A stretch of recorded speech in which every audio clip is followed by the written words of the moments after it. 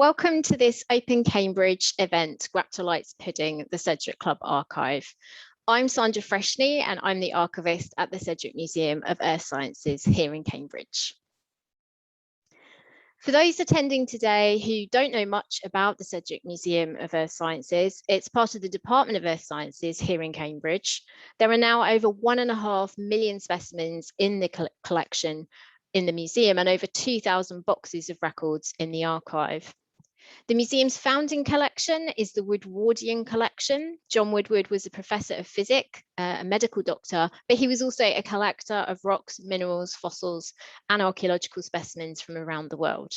He is the founder by bequest of the Woodwardian Professorship of Geology at Cambridge University from 1728. Adam Sedgwick, who you can see in the bottom right-hand corner of the screen talking to Queen Victoria and her husband Prince Albert, was the 7th Woodwardian professor and took up his post in 1818. And his desire for a purpose-built geological museum was realised in 1841, when the collections were housed in the Cockerell building near Senate House here in Cambridge. The current building, which you can see on the left-hand side of your screen with my colleagues back in October, was built in 1904, and this was the endeavour of Sedgwick's successor, Thomas McKennie Hughes, who wanted to establish a lasting memorial in the form of a museum and a school of geology. A separate building, which you can see on the right-hand side, was built in the 1990s and named after the museum's first professional curator, Albert Bertie George Brighton, to accommodate the ever-expanding collections. The archive was also eventually stored there. More recently, in 2019, we had a new store, Collections Research Centre, built alongside that building to provide storage for 350,000 rocks, curatorial workspace, a new environmentally controlled archive, store and a research room. And we're really looking forward to welcoming researchers soon.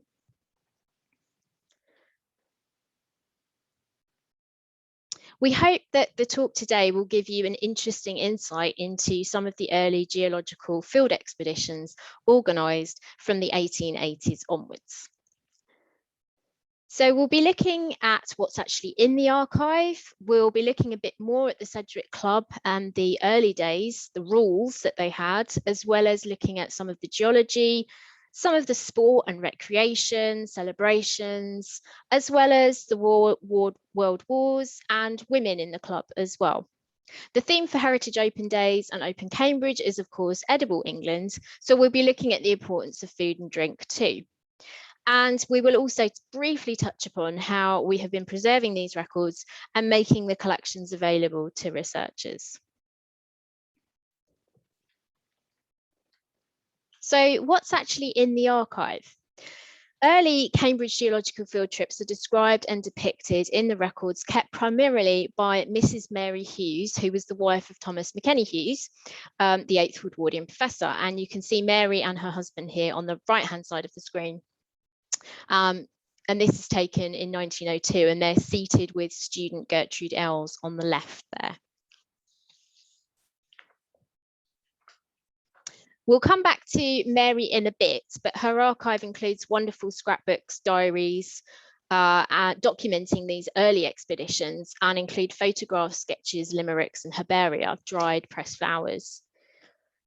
So what about the actual club archive? Well, we know that records were kept from the beginning of the club's establishment, and in 1892, which is 12 years into the club's existence, it's recorded in a minute book that Professor Hughes had kindly presented the club with a large box in which to keep the club's documents. The box was used to store the club's minute books and papers that were read at meetings. And you can see the box here in this image at the bottom of the screen. A report was written about the box of records in 1906 by two students, Bernard Smith and Robert Heron Rastell. And they said that many of these papers appear likely to be of permanent interest and value for purposes of reference. And in particular, the committee would call attention to the excellent maps and diagrams with which many of them are illustrated. The box is still very much with us and often comes out for formal Sedgwick Club photographs each year. The archive was moved around over the years, and in 2010, when I started in post, it was in some map cabinet drawers. Obviously, since then, we've done some listing and reboxing, which we'll come back to shortly. So what's actually in the archive now? We've got the administrative documents, so we have the minute books, and there are about 20 volumes of those from the 1880s to the 1930s, as well as financial records of members. We've got handwritten copies of some of the papers that were read at meetings in the 1880s, and these were arranged in 1906 by the two students, Bernard Smith and Robert Rastall. We've got excursion diaries from the early 20th century to the 1950s, which include lists of participants, maps and plans, diary accounts about geological and social activities, as well as sketches, limericks and poems and cuttings. We've got social events records like menu cards for special dinners and T-shirt designs. We've got some publications, including a monthly newsletter called Thin Section. And we have formal club photographs from 1885 to the present day.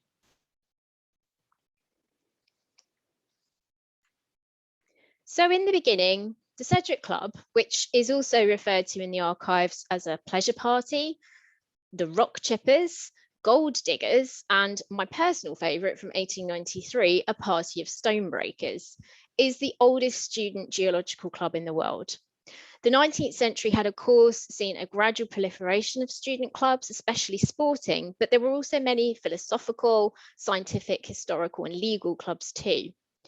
Roy Porter, who was a medical and science historian, reported at the club's 200th anniversary celebratory dinner that there was a mythology in the department that the Sedgwick Club was set up by students out of dissatisfaction with the teaching faculty, the students taking their own destiny into their own hands. There's actually no real evidence for this whatsoever. Cambridge geology in 1880 had a good reputation both here and amongst British universities in the wider geological world. Indeed, the period from the 1860s until the 1920s was seen as really a great age of geology in Cambridge. A curriculum was being developed and students were rewarded with prizes and scholarships. Cambridge was very privileged in wealth and resources. So here you can see the pages of the minute book from 1880. And this is when the club met for the first time on the 13th of March, 1880, at St John's College in the rooms of student Charles Stewart Middlemiss.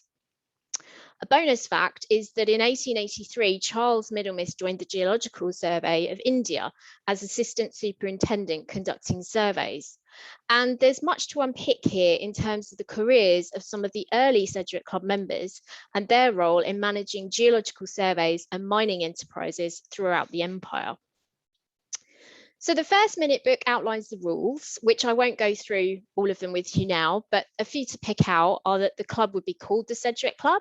The object of the club was to promote the study of geology by reading and discussing papers. Most speakers today actually are invited and they're not necessarily members of the club or students here. The number of members wasn't to exceed 8, and you can actually see that's crossed out. This is number 4 on the list. It's been crossed out and then written in 10 and then 12 in 1890. So it gradually goes up. Women don't actually become members until 1896, but we'll come back to that a bit later on.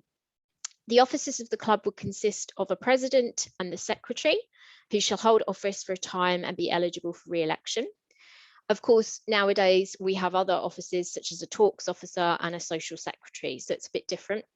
Roy Porter stressed in his speech that the club in its early days was not a convivial club for getting drunk or having a good time. The club would hold a meeting at least once a fortnight, and the time of the meeting would be 7:30 on a Saturday, so a lot of commitment being shown by the students. We can learn a lot about what students were learning about and doing from looking at the club archive, so the abstracts of talks, the minute books, the diaries, and some other records too. If we look at some of the talks, these were very long and often quite serious. Some of them run into sort of 40, 50 pages long, and there's a higher level of discussion that would take place afterwards, as highlighted in some of the minutes. I think many of them highlight the latest research and literature and their evidence of students keeping themselves informed and abreast of what's going on in the field, and also an opportunity perhaps to advance their careers and get themselves better known to faculty staff. So this is one example from 1882 by Philip Shaw about earthquakes, and you can probably notice that the title is actually quite wobbly and fuzzy as well, perhaps to emphasize the nature of the topic.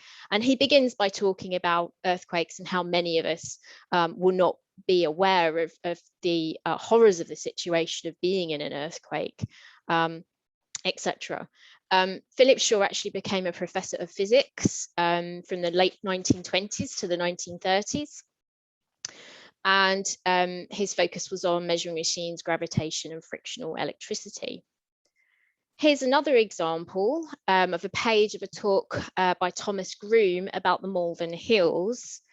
Actually, in his obituary, they write that of Groome's work in geology, his unraveling of the complex tectonics and geological history of the Malvern and Aberley Hills is of outstanding merit.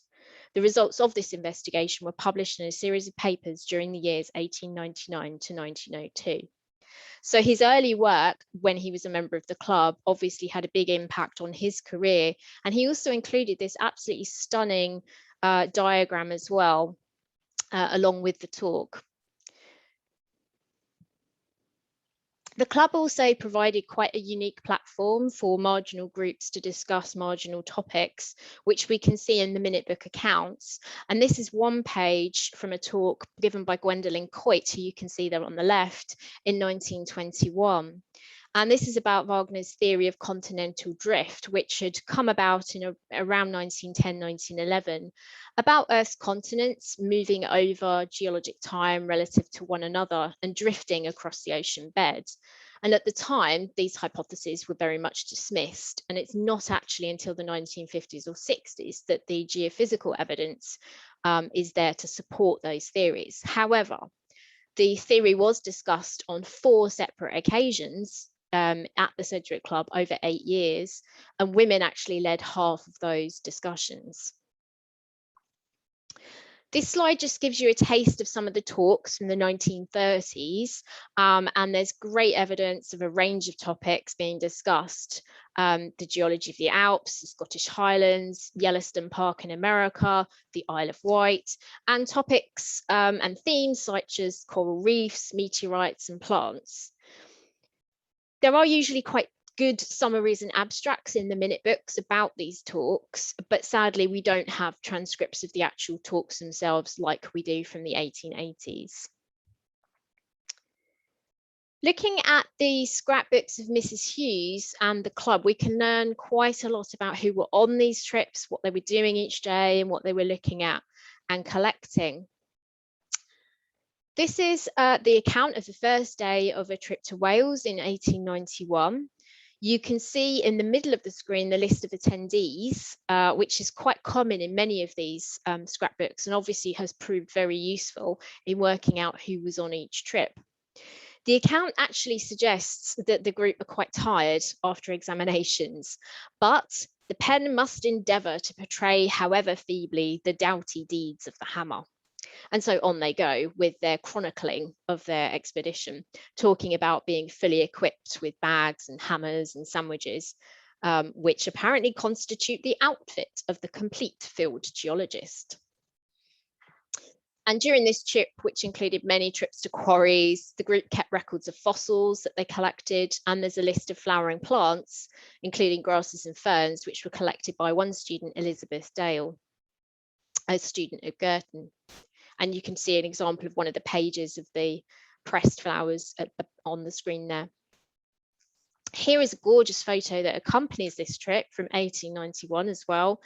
And it's absolutely stunning photo. It includes 2 women on the left there, Mrs. Hughes in the background, and then in the foreground is Elizabeth Dale, who had collected some of those plants, grasses and ferns.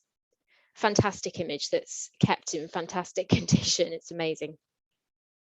Another gorgeous photo in the album for 1901, when the group are back in Wales again, We're still trying to work out who everyone is in this image, but we do know that Sir Forester Augustus Obey Sekera, who was a colonial era legislator from Ceylon, present-day Sri Lanka, was on this trip, as was the Prince of Siam. So we're still trying to look into more of the people on this trip. Here is another nice action shot of the group in another quarry in 1914. And you can see Gertrude Ellis there in the middle with her hammer sort of wobbly. They're all hammering away there, busy. And here's the group again in 1921. I think they're in another quarry, hard at work. And this is the group in 1927 when they actually go to France for the first time, which must have been very exciting. And they actually returned in 1947. From the diary for this particular trip, we learn a bit about some of the activities back at the hotel. And it says on the 15th of April, the Sedgwick Club spent an energetic evening labelling and packing fossils. These activities were not viewed in a favourable light by certain visitors to the hotel. And this comes up quite a lot in the diaries and scrapbooks. There are lots of comments about these groups of students descending on hotels and towns and villages. So in Ludlow in 1921, there's a reference saying, market day was in full swing and the sleepy inhabitants of this quaint old town eyed the invasion with wonder. Other records give us a glimpse into field work, including excursion notes, and here are some examples. This isn't very clear, but I've just blown up a couple of sections to do with gear and collections. And it shows the importance of gear and particularly newspaper for wrapping specimens and cotton wool. And of course, indispensable are geological hammers, as well as potentially chisels being useful. We actually have a large selection of hammers on display in the museum if you do have a chance to visit, and also accompanying guidebook. Of course, geological hammers have been in use for a long time, and the hammer is a very ancient tool. And by the 1870s, there were probably around 70 different hammers or so in use, manufactured for a range of tasks, including geology. And in terms of geology, a geological hammer was used for breaking, splitting, or flaking the rocks and prizing samples from a larger rock outcrop. And of course, the hammer is quite a recognizable feature of being a geologist. It was a badge of honor at this time.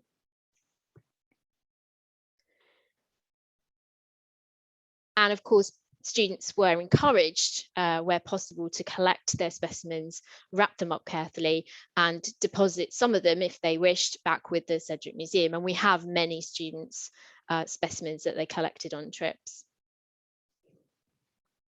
I haven't got time to look in any great detail about the places that the club students stayed in during their field excursions, but I did just want to share some of these lovely leaflets and postcards which are in the collection, showing some of the quite lush, plush, luxurious places that they got to stay, and fine menus and wonderful facilities.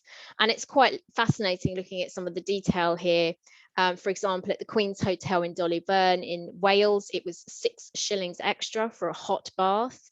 And there are other examples where you can see extras for things. There's also some fantastic correspondence in the archive from hotel keepers outlining prices, but also welcoming the club back again if they've visited before.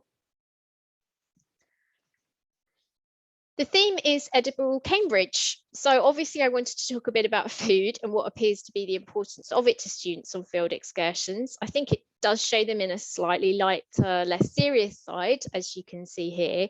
And of course, stopping for lunch or tea would be a great opportunity for photographs to be taken or sketches hastily drawn. This is an example from 1883. Showing one particular student showing perhaps quite a relaxed, lax approach to his geological fieldwork. And the group behind is saying, where is Davis? Oh, he has just gone around the corner to tackle a tough bit of Cambrian conglomerate, which is a sort of in-joke for geologists. Cambrian is a geological time period when most of the major groups of animals first appear in the fossil record, and conglomerate is a coarse-grained sedimentary rock. James Richard Davis actually later became Professor of Zoology and Geology at the University College of Wales in Aberystwyth. This is a lovely pencil sketch of a menu from a trip to Wales in 1885, and some of you will have seen a portion of this in the advert for this talk. It's got some very interesting delicacies, soup and which I think is some kind of trilobite, and we've also got, I think, maybe some shark and some crustaceans. Graptolites are what you can see on the right hand side of your screen. Graptolite is Greek for writing in the rocks. I don't really know what that would have looked like as a pudding, so make up your own mind what that might have entailed. But there are these fantastic sketches in the archive like this, where students have sort of had these moments of fun doing sketching. Here's the group taking a break in 1893 on the Isle of Man. Doesn't look like they're actually doing very much. Obviously, they're having a break, or they should be eating. I think it's a luncheon group. But a few days before this was taken, there is a quote in the book that says, a curious kind of cow exists in the neighbourhood. Oranges and sandwiches were torn from the knapsacks. Certain of the party maintained that rock specimens and chisels were also devoured. But this may be received in different ways by different readers of this day's journal. So clearly having lots of fun in the Isle of Man. 1901, the group are having a tea break in Wales with actual teacups and saucers, as you can see here quite clearly. And I believe the woman in the middle there with the pinny apron and the boat hat is probably serving them. So they may well be back at their hotel at this point. At the back of the book for this particular excursion, there's a summary of their last day, and it seems to include quite a lot of tea. So if you work your way through that, they're stopping off at various locations, various quarries, but then there's drinks, and then there's bathing, and then there's more drinks. And actually at one point it says in the middle there, land of drinking places and bathing spots, which sounds rather wonderful. And towards the end, everything ends up being resting and drinks and tea, and then more tea. And apparently the most tea goes to the gentleman, apparently. Fantastic. Here they are in 1914, also taking tea, this time with pots, teapots and everything. And again, they're being served tea. And this is again in Wales. The photos from 1914 are quite poignant because this is the last trip before the club has to stop with World War I, and they don't actually meet again for another 5 years. This is from 1921, and the caption talks about the leader earning her lunch, but apparently the rest do not. The leader here in question is Gertrude Ellis, who we've mentioned already. She was a Graptolites expert, and we'll come back to Gertie shortly. On the right-hand side here, you can see a couple of pictures. On the left, we've got everyone beavering away, saying industry, they're looking at limestone, and this is before lunch. And on the right-hand side, they're now referred to as slackers after lunch in another location. And here is the group on their last night in France, having a nice glass of sweet wine, I believe. So there's some amazing images in all of these records showing the sort of commitment, if you like, to food and drink. There's also quite a nice summary sheet for students in the 1950s, which you can see here. And apart from anything else, what's interesting at the bottom is that ration books are required, and it says, please bring these with you. Clothes and petrol rationing had already ended after the war, but sugar rationing didn't actually end until September 1953, and meat and all other food not until 1954. This is the formal ending. I suspect it still went on in many cases after that date. And you can see in 1954 in the excursion guidance that at the bottom, ration books are still in fashion. Also suggests you should take quells, are recommended for travel sickness. So I think all of this just shows that the club's history is very much interwoven with political and social history of the period. Couple of menu cards now, celebrations. So this menu card, this dinner was taking place rather belatedly to celebrate the 25th anniversary of the club. The document in the top left-hand corner is from the report of 1906, where the committee realised that the club had missed this celebration in 1905, and so suggested that they should do something in 1906. So they decide to hold a dinner. The menu card has been designed by Bernard Smith, and it's got suitable prehistoric creatures roaming around outside the museum. And of course, the museum had only been open for a couple of years at this point. Smith was a student at Sydney Sussex College. He was a demonstrator, and he later went on to work for the Geological Survey for 30 years and became its director a year before he passed away. In his obituary, Smith was referred to as a tower of strength in all the doings of the Sedgwick Club. The menu itself is very humorous and includes various delicacies. We've got consommé porphyry intralarique, which is some kind of soup of igneous rock, I believe. We've got some kind of fish with a Devonian sauce. Devonian is a geological period. And we've also got some kind of bombe vesuvienne, maybe something in the shape of a volcano. Quite tricky to work out some of these things, but amusing nonetheless. And we've also got records for the 1910 meal. This is for a meal for Dr. Edward Marr. And what we have here are actually some of the financial records. So we've got the balance sheet, which not only tells us who was attending, but also what money was spent on. So in the kitchen at Sydney Kitchen, with a department store, Matthew and Sons, as well as stationery and flowers, etc. as well. So we can build up quite a good picture of what they spent on all these things as well. And we've got the Sydney Sussex College receipt for 6 shillings per head, so £9 6 shillings, and then also some lemonade, which cost 5 shillings. And Matthew and Sons, where they bought, this was in Trinity Street in Cambridge, where they got some German wine, Rudolsteiner, and also some Abdullah cigarettes and Cabana cigars.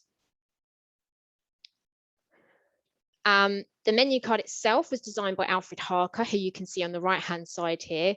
Alfred Harker was a petrologist, studied thin sections of rock under the microscope, and after he retired, he was made an honorary curator of the Cambridge Petrological Museum, and our extensive rock collection at the Sedgwick Museum bears his name.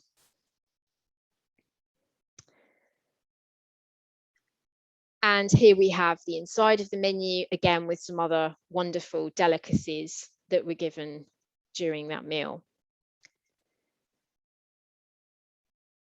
And another meal from 1980, so jumping ahead quite a way now. These are an invitation and menu belonging to Cillian Charles Nicholas, who was a geologist, but also senior bursar at Trinity College. And he was a member of the Sedgwick Club for over 70 years.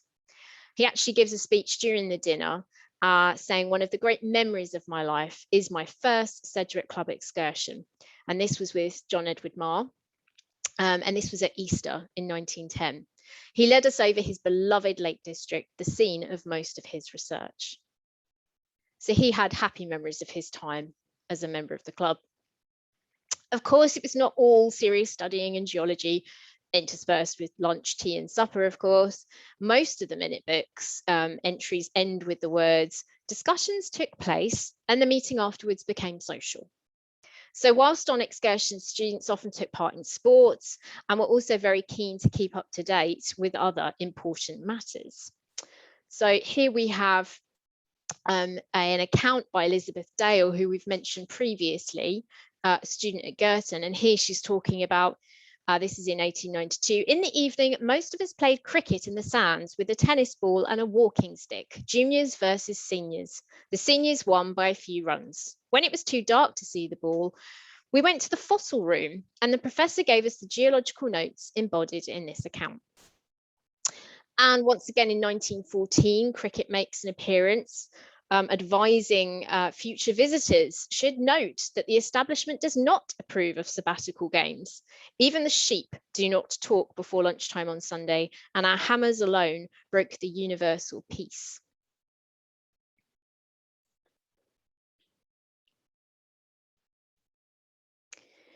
And here in 1914, we've got some excellent hammer throwing. In the diary, It says, lemonade bottles gave rise to strenuous sports. Stones, bottles, hammers hurtled through the air. And at one point, the life of our noble leader was nearly cut short by an irresponsible missile, apparently hurled eastwards by unknown powers. Had not the president been the possessor of a strong will and a stronger whistle, the Sedgwick Club would never have reached home again. And as we've suggested, these are quite poignant photographs because this is the excursion that was the final one to take place before the outbreak of World War I, and the club didn't meet again until 1919. Of course, the club was keen to find out what was happening in the boat races, so telegrams would be dispatched. Here we have the outcome of the 44th boat race in March 1887, when Cambridge won by 2.5 lengths, I believe, after one of Oxford's crew's oars snapped in half. And here we have again at the 55th boat race in 1898, when this time Oxford won pretty easily because Cambridge's boat became waterlogged in strong winds and inclement conditions.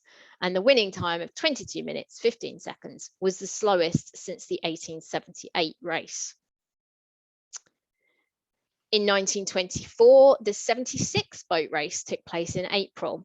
Oxford were reigning champions, they'd won the previous year, but their crew were slightly heavier than their opponents for this year's race. And Cambridge won by 4.5 lengths in a time of 18 minutes, 41 seconds, which was the fastest time since 1911. And the Sedgwick Club hired a bus, and in the diary they write, "We then returned by bus along the main road to Cricky, complete with tin can hanging on behind and the Sedgwick 8 rowing on the roof. Just beyond Fwelly, we received the news via wire that Cambridge had been victorious. We then rowed the rest of the way home, vociferating loudly. The work of Cox and Stroke was specially commended." And back to cricket, of course, they wanted to keep up the scores. And for those of you who know your cricket, you'll see quite a remarkable Oxford all out for 42 in the bottom right-hand corner here, and Cambridge were only on 40 for 3. So I'm kind of hoping Cambridge probably won that one.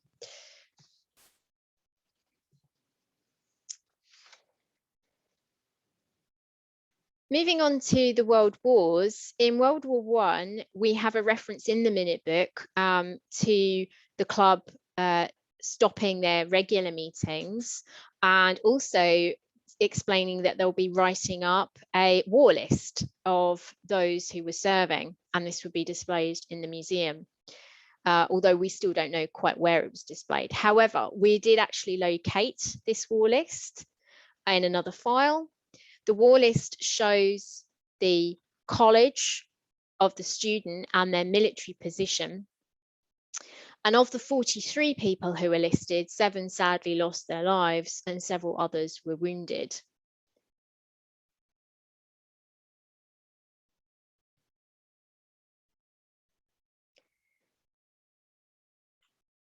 This is Edward Bailey, who was one of the students who was wounded, and we have a cutting in the archive. And here he is on the right-hand side in 1925 in Edinburgh. And Edward Bailey actually became director of the British Geological Survey from 1937 to 1945. One of those who died, sadly, was Archie Don, who was a natural sciences student at Trinity College, although he had switched to medicine just before the war.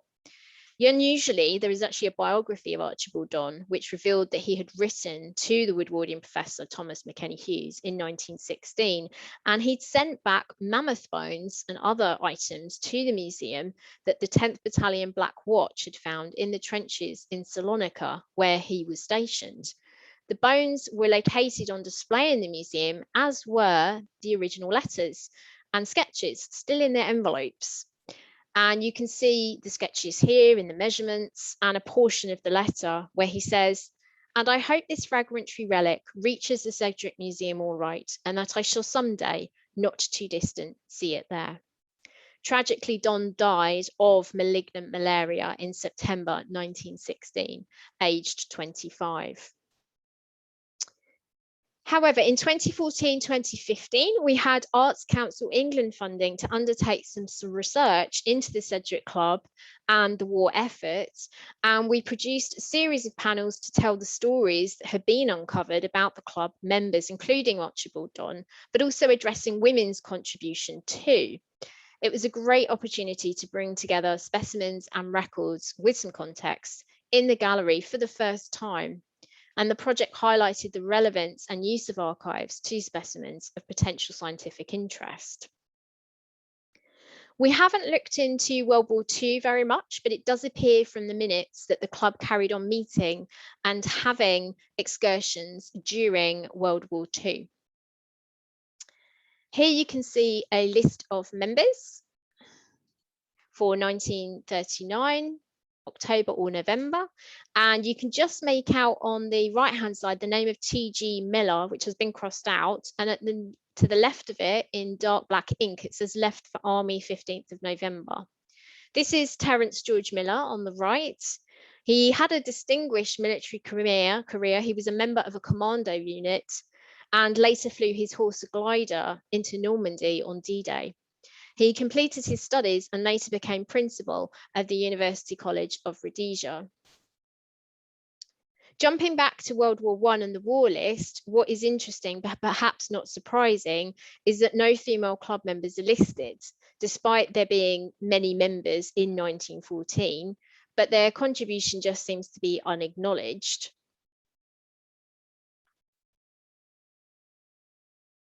Women were officially admitted to the club in 1896, which is 16 years after the club met. And we can learn a lot about them in the records, what meetings and excursions they attended, what talks they gave. However, they were present at early geological expeditions. And here is a trip in 1885 and 1892. So here's the trip from 1885, and this is one of my favourite images, taken 15 years before women became members, and we believe it's the first field excursion photograph with women in it that we have in the archive. There are 4 students, female students here. Mrs. McKenny Hughes is standing up and the other 3 ladies are seated. The 3 ladies seated all became teachers. This is Ellen Stones, Beatrice Taylor and Annie Mary Adams. And of course, there are a few other acceptable employment options at this time. Mary Hughes, who we've mentioned a few times, had a huge influence over the club's history. These are some images of her and records. She really encouraged her husband to lead field expeditions up until the point they got married in 1882. He had not really shown much interest in the Sedgwick Club and hadn't been on many trips, but she really encouraged him to lead field expeditions. And essentially she was a chaperone, so other women could attend and benefit from these excursions, which must have been really liberating. She was also a keen photographer and artist, and it's quite likely that it was her creative influence which ensured that there's such thorough records of the early field expeditions.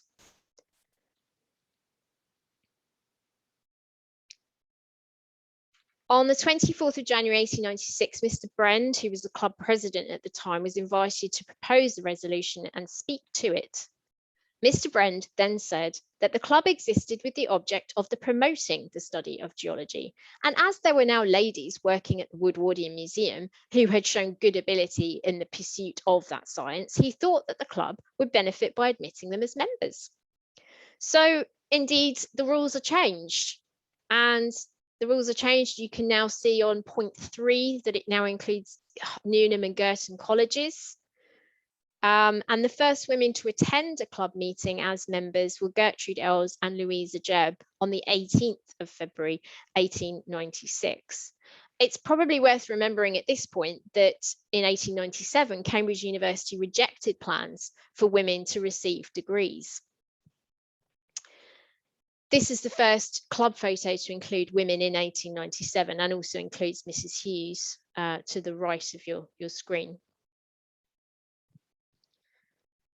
This is Louise Webb, who was a member of Newnham College and matriculated in 1893. She didn't actually study natural sciences, but she became the first woman to take an agricultural diploma at Cambridge. But she also managed her father's 125-acre farm. She wrote The Small Holdings of England in 1907 and By Desert Ways of Baghdad the same year, describing her experiences traveling through Turkey, Iraq, and Syria with her friend Victoria Buxton, whom she'd met at Newnham.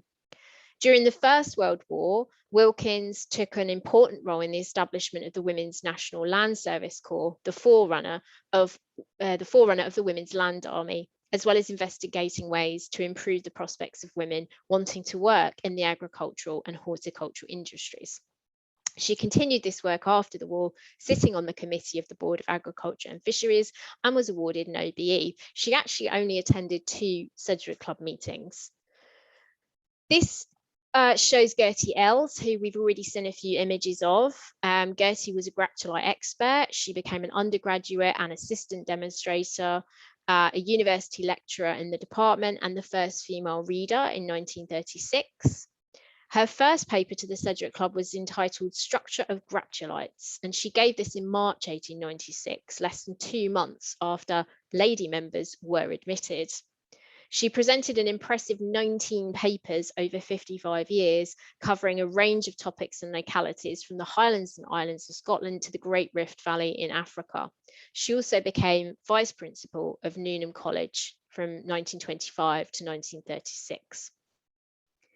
You can see her in her nurse's uniform here. She was awarded an MBE for her work as a nurse during World War I. Although a woman geologist was a rare phenomenon at the turn of the 20th century, Gertrude Ellis was something of a trailblazer. Her fossil collections were huge. We have over 3,700 specimens at the Sedgwick Museum belonging to Gertie, and many were unearthed with the use of these 2 hammers you can see on the left of your screen. And they're very much a physical reminder of a significant contribution. If you want to know more about women in the archive, then do take a look at our online exhibition, which covers the period from 1880 to 1914. And we are hoping to do more work at some point to this website, this online exhibition, to continue the story, as there are lots more stories to tell about women in the collections.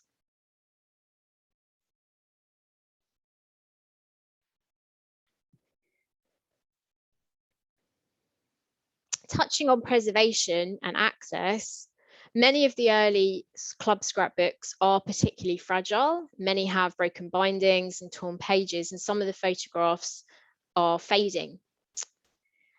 And many are in desperate need of conservation for future access, use and enjoyment by others. And we're looking at funding options to ensure that the collection can be accessed now and for many more years to come. But we have been able to do some repackaging and box up the collection with the help of many volunteers over the years. In terms of access, we have spent some time cataloguing the records of Mrs. Hughes and the Sedgwick Club according to international archival standards, and you can see the catalogues online. These are currently on the Archives Hub, and you can see a screenshot here, which is a fantastic resource for searching catalogues of archival collections across the UK. And we're also getting data onto the Archive Search, which is Cambridge. We're also getting data onto Archive Search, which is Cambridge's platform to provide access to finding aids and links to digital records for archives located in the city of Cambridge. And I must take this moment just to thank one of my volunteers in particular, Cherry, who went through and read the club minutes and created this fantastic database spreadsheet about all the members who attended, listing all the talks that took place. And this data is proving to be very useful as we're getting more family members get in touch, asking questions about former members, about their relatives, which is fantastic. And I'm just ending with an image here. This is a letter from John Edward Marr, who we've mentioned a couple of times today. He was the 9th Woodwardian professor to succeed Thomas McKennie Hughes.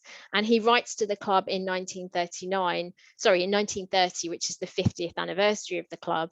And he cannot attend because he's actually sick. But he does say, I believe that its work has been of the utmost importance in promoting geological teaching, as it can cover ground which is impossible to produce in the lecture room and laboratory, promoting, as it does, free discussion among the members.